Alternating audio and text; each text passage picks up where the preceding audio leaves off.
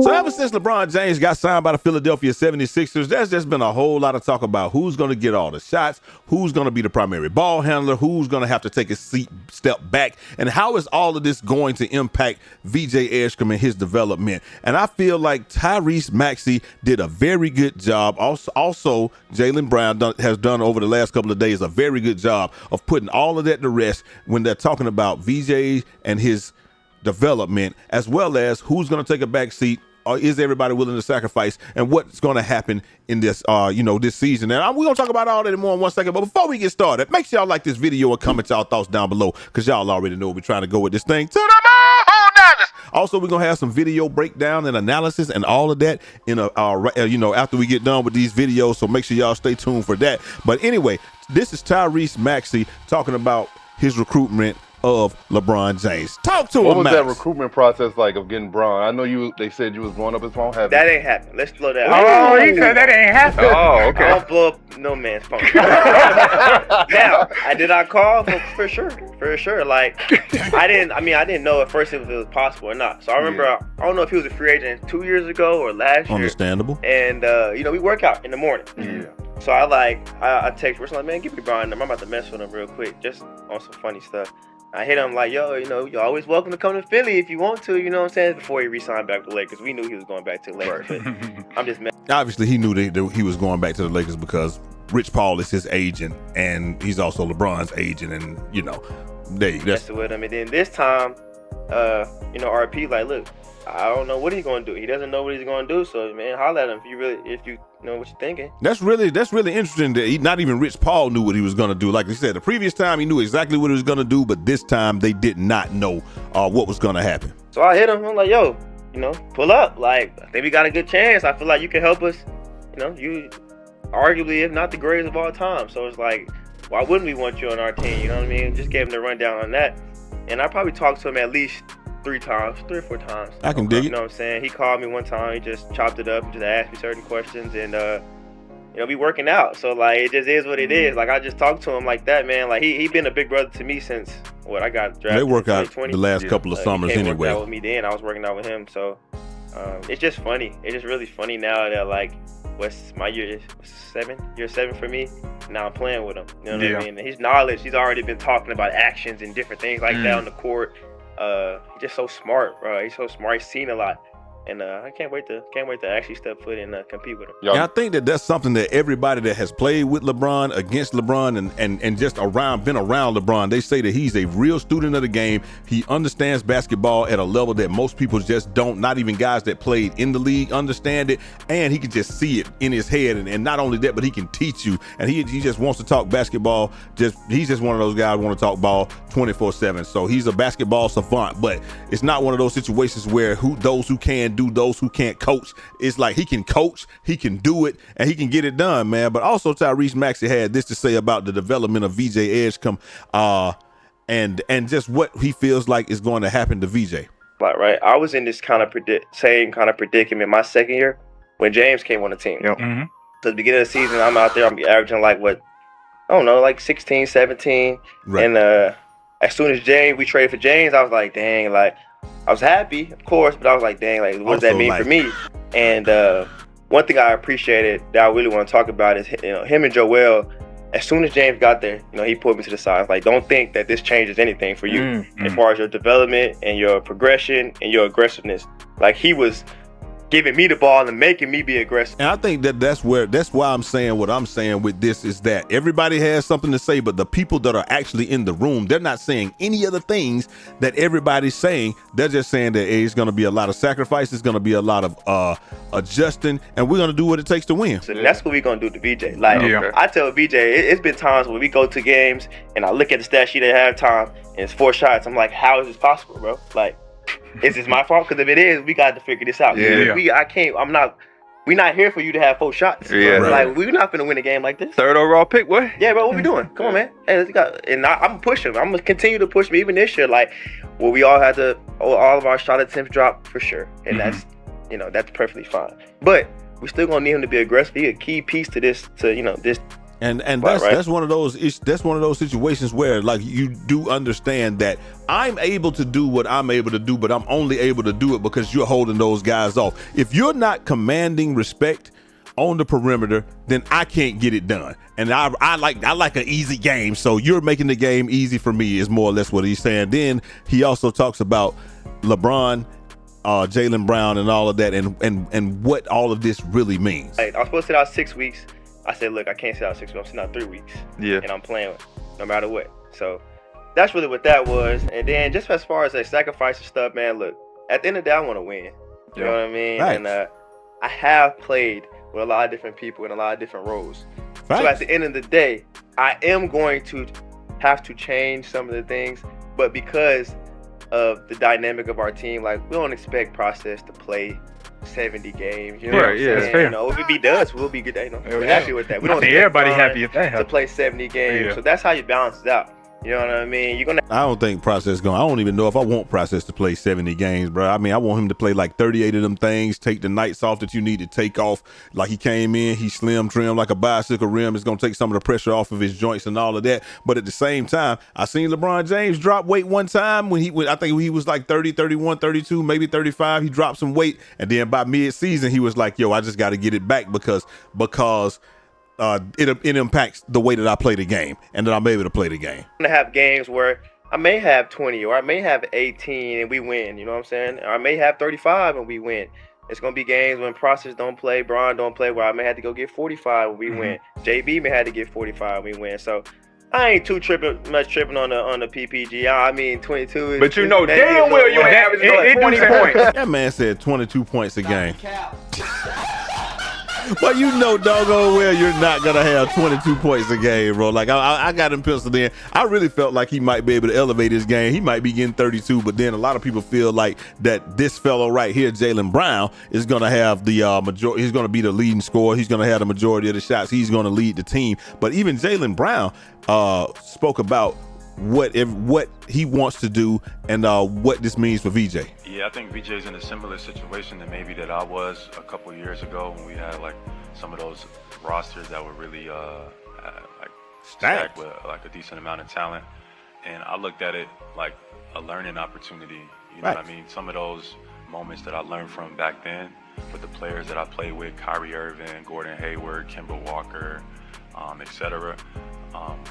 Some of that stuff I benefited from later in my career because I took the time to learn and talk to and watch their workouts and see. It is easy to forget that Kyrie and Kemba were on the Celtics at the same time as Jaylen Brown. Their mentality and their approach, take things that they do well and add it to my game, and just keep an open mind. So, you know, I'm gonna be in VJ's all year to just like learn and grow. There you go. He's 21. He just turned 21. Just, you know. So he's got a bright future. You know, this could be a great opportunity for him to learn from a bunch of guys. And then also his talent level, you know, it's through the roof. He's gonna carve out space for himself just because his talent level alone. So I'm excited for VJ, and I'm a fan. He killed us. In that Definitely series. did, and we're gonna show some of that in a minute. We knew about, but he was a difference maker. A lot of times we played him in those series. So, and he definitely was a difference maker when they played him in the series. But one thing I want to show everybody about VJ, and like I said, I showed this in a previous video. Even though VJ is scoring 16 a game or what have you, and hit a 3-point. Now his catch and shoot on twos, whatever. We're not worried about that too much. But catch and shoot on threes is 35% from the field. From three regular, and then catch and shoot is 38%. So it's going up 3%. Same thing with Maxey, man. Maxey, when Maxey was playing by himself, when it was just him. Let me move myself over here so y'all can see that. When it was just him, 32% the first year, and then James Harden, he goes from 42 off normal attempts, 45, 43, 45. 37, this is after Harden is gone, so 37, 44. Last year was a down year, 33 to 34. But this year, 36% on normal threes, 41% on catch and shoot, which is absolutely absurd. And like we said, like that 45% was with an elite playmaker and somebody that's actually gonna get you the ball where you want to get the ball And my biggest thing is that I want to show y'all is when we get to this film breakdown is this.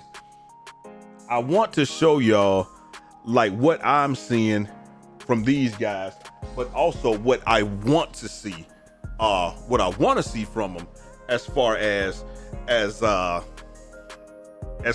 play goes, because like right here, you got Maxey coming off of this coming off of the screen right here. He got tons of space. I mean, just tons of space. You're not gonna get there. This Tyrese Maxey, he's gonna sink that literally every single time. But the thing is, this is gonna be Jaylen Brown. This is gonna be JB right here. This is gonna be VJ. This will be LeBron. This will be Process, whatever. The thing is, on a situation like this, you know that Process is gonna be able to either roll or he's gonna be able to pop. He's gonna have some options on that. And what that is going to do is that is going to cause these guys right here, they may both try to go with him. My man seems like he's in flat out drop coverage, so he's not even thinking about going out here. But this is gonna give Process a big advantage. The big thing is, in this situation, we know that this is Andre Drummond. Andre Drummond ain't doing nothing but either rolling or he's gonna get the ball back. But one thing he's gonna set a big ass screen. And so we love that about that. But what happens? Tons of space, bang. I like the big thing is we just want you to see, here's VJ on the perimeter, and here we go. Again, Tyrese Maxey coming off. He's gonna find himself right here. Again, if this were Process will be able to roll, or Process could pop. Now, when you got the option of rolling or popping, these guys may get confused, and so they both might go with Process, and you're going to be even wider open. Or my man don't play drop, he steps over, and then you can drive all the way to the rim, because this will be LeBron. You know he's not coming off of LeBron, and everybody else is going to be dangerous on the floor. So same thing, but as it stands, tray ball, yop! Like it's just one of those situations. Hold on, can we see the top of the key? Y'all might not be able to see the top of the key as much as I want you guys to see it. Give me 1 second. Oh yeah, we can see the top of the key. Cool. Yet again, here we go yet again. Maxey, and this is just flat out exactly what's gonna happen. You see, I mean, wide open. This is as wide open as wide open gets. But I fully expect for him to have a ton of these opportunities when he's playing with LeBron as well. Like let's look and see what happens here. All right, driving. This will most likely be JB. Obviously VJ is right here. This will be LeBron on. I mean, not LeBron. This will be Process in the dunker spot. This will be LeBron. Ain't nobody leaving LeBron if that's him. They're not gonna just leave and go to him like they did there. What would end up happening is, oh, actually, okay, now I see what's going on. Okay, this guy will be in no man's land. They're not running this defense. This defense is not getting run, because if you run this type of defense, you're gonna have LeBron right here wide open. He'll be able to attack. You got Process in the dunker spot, and this is JB right here. There's no way that they're just gonna run some type of zone where there's no way that they're gonna just run a zone where essentially this almost looks like everybody's looking like it. Look, all 5, 1, 2, 3, 4, 5 eyes are on Tyrese Maxey. That's not gonna happen. I mean, not Maxey. I'm sorry, that's not Maxey. That is that VJ? That ain't VJ either. Well, they're not gonna have 5 eyes on one person, and then. But hey, either way, Maxey gets the shot from the corner. I thought that was Maxey. Man, I could easily see right there. Here we go. Maxey gives it up. He's going to find some open space, and yet again, fight through everything, come off a screen. Now, we're not gonna have as big the size of screens that we normally get, but same thing. Find an open space, bang. Like I said, I love that for Tyrese Maxey. The fact that I feel like he's really going to be able to take that next step and get to the next level, because playing off ball, but not just Tyrese Maxey. I want to show y'all some VJ Edgecombe too, because this is the series where he played against this would be the series when he played against the Celtics, and this is the series that that Jaylen Brown was talking about. I can't give y'all too much Tyrese Maxey. Look at what VJ is able to do off of the catch. Like everything is flat out off the catch. Look, Tyrese Maxey is obviously holding his man. This is gonna be this is Jaylen Brown right here. That's gonna be Jaylen Brown. Somebody's trailing in the backcourt. That might be LeBron trailing. So what you're gonna get is you got he's trying to pick up VJ coming down court, right? That's just not gonna happen. But with LeBron trailing or somebody like this will be even wider open because he's not gonna be able to step because somebody trailing into that spot that you actually respect is just not gonna work. Just not gonna work out well for you. Hey, come down the lane, makes the layup anyway. Like I said, VJ is a terror off the ball. Like just going back, looking at that, like makes the bucket anyway. Let's go to the next play. Next play, screen, get into the middle, and then like I said, but this will be a screen from process right here, probably. And then if he's playing drop coverage on process, this guy, my man, he gonna have to just fight around that screen. There's not gonna be any step up right here because if you step up, process just gonna roll on to the rim, and that's just gonna be what it is. As it stands, he has to step up, but hey, too late. VJ makes the bucket, nice mid range. Here we go, another screen. Again, I don't understand why, and this is what I was talking about earlier, where you got two people maybe chasing the screen or chasing the roll. This is a clean roll by Drummond to the rim. I don't think that if this is process right here, or if this is LeBron setting that screen, I don't think that you get this guy stepping over here. I think he's gonna have to step to his guy. As it stands, doesn't matter, bucket still. I still feel like he could have passed that. It could have been something, but hey, it was what it was. VJ off the catch and shoot, like we said. It doesn't get any simpler than that. It just is what it is. Off the catch and shoot, bang, absolute money this season. Like 38% is actually a very good percentage, and these are exactly the type of shots that he's going to be getting, and they might be wider open than this, or he's going to be in a situation where he can absolutely just take his guy off. Where he's gonna be able to just take his guy off the dribble and get a serious one-on-one. Like right here, he just goes in and punches on everybody. I'm just looking at this. This is Maxey. Look, right now, everybody's down court. You got 5 people looking at him. 1, 2, 3, 4. This is 5 people looking at them trying to stop the ball, right? He's driving. In what world, like, it's not gonna be bunched up like this? Because LeBron will be right, LBJ be right here. Then you'll have, or maybe that'll be process. We put process right here. LeBron be right here. JB be up here. There's never going to be a situation where this right here is going to happen, where you're going to have 5 people that can just look at VJ, and it didn't even matter anyway, because he still scored it and went and said, "Hey, get on that rim." Another one from the corner. Let's actually look at what happened here. Same type of situation. I don't know if they're daring VJ to shoot in this situation. He says he has been working on this jumper because he's tired of people daring him to shoot. But at the same exact time, the same type of wide open shots. Like, it's going to be on him a lot of nights. He's gonna be this wide open. This is what you expect to see more with something like LeBron here, process here. Then you got Max right here. And then you're gonna have JB right here, or maybe this will be JB up here and LeBron will be here. Either way, this is more of the shot that you're really expecting VJ to be able to get. Like, he's just gonna be blast. I mean, for lack of a better word, he's gonna be blast ass open, and like they're gonna have to respect it. Same thing right here, like stepping into it. They have to respect Max.